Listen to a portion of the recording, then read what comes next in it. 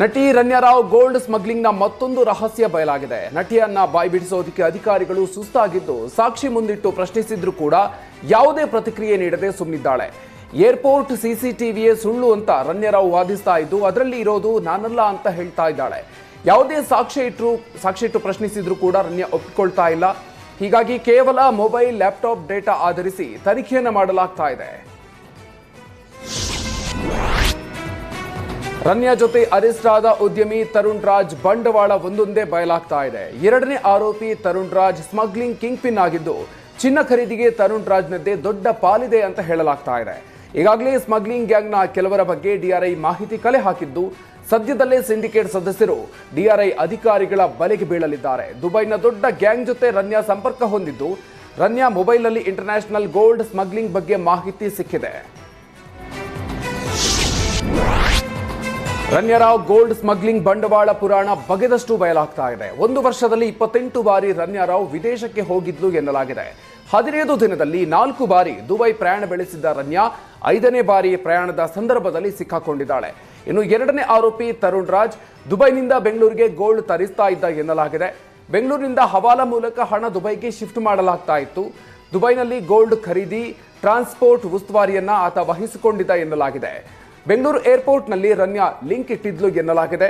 IPS ಪುತ್ರಿ ಆಗಿದ್ರಿಂದ ಚಿನ್ನವನ್ನ ತರೋದಕ್ಕೆ ರನ್ಯಾಳಿಗೆ ಅನುಕೂಲ ಆಗ್ತಾ ಇತ್ತು. ಇದೇ ಕಾರಣಕ್ಕೆ ತರುಣ್ ರಾಜ್ ರನ್ಯಾ ರಾವ್ಳನ್ನ ಬಳಸ್ಕೊಂಡಿದ್ದ ಎನ್ನಲಾಗಿದೆ. ಆದರೆ ಯಾರಿಗೆ ಚಿನ್ನ ಹಂಚಿಕೆ ಮಾಡ್ತಿದ್ದ ಅನ್ನೋದು ಇನ್ನೂ ಕೂಡ ಸಸ್ಪೆನ್ಸ್ ಆಗಿ ಉಳ್ಕೊಂಡಿದೆ. ರನ್ಯಾ ರಾವ್ ಪ್ರಕರಣದಲ್ಲಿ ಸಚಿವರ ಕೈವಾಡ ಎನ್ನುವ ಬಿಜೆಪಿ ಆರೋಪಕ್ಕೆ ಸಚಿವ ಪ್ರಿಯಾಂಕ್ ಖರ್ಗೆ ತಿರುಗೇಟು ಕೊಟ್ಟಿದ್ದಾರೆ. ಬೆಂಗಳೂರಿನ ವಿಧಾನಸೌಧದಲ್ಲಿ ಮಾತನಾಡಿದ ಅವರು ಬಿಜೆಪಿಯವರಿಗೆ ಹೆಸರು ಇದ್ರೆ ಹೇಳಿ, DRI ಇದೆ, CBI ಇದೆ, ಬಿಜೆಪಿ ರಾಜ್ಯಾಧ್ಯಕ್ಷರು ಇಬ್ಬರು ಸಚಿವರು ಅಂತ ಹೇಳಿದ್ದಾರೆ, ಹೆಸರು ಹೇಳಿ ಅಂತ ಸವಾಲು ಹಾಕಿದ್ರು. ದುಬೈನಲ್ಲಿ ವಿಜೇಂದ್ರದ್ದು ಸಾಕಷ್ಟು ದುಡ್ಡಿದೆ ಅಂತ ಯತ್ನಾಳ್ ಹೇಳ್ತಾರೆ. ವಿಜೇಂದ್ರ ದುಬೈಗೆ ಹೋಗೋದು ಬರೋದು ಮಾಡ್ತಾರೆ ಅಂತ ಹೇಳ್ತಾರೆ.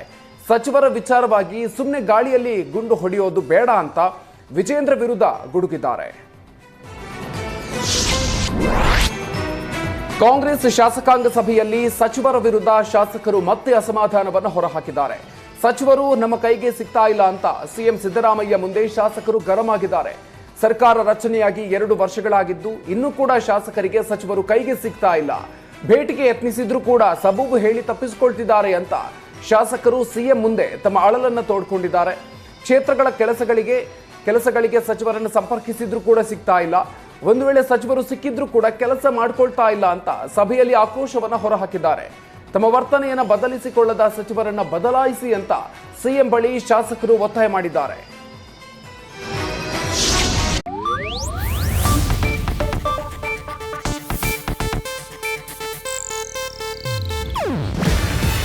ಇದು ಏಷ್ಯಾನೆಟ್ ನ್ಯೂಸ್ ನೆಟ್ವರ್ಕ್ ಪ್ರಸ್ತುತಿ.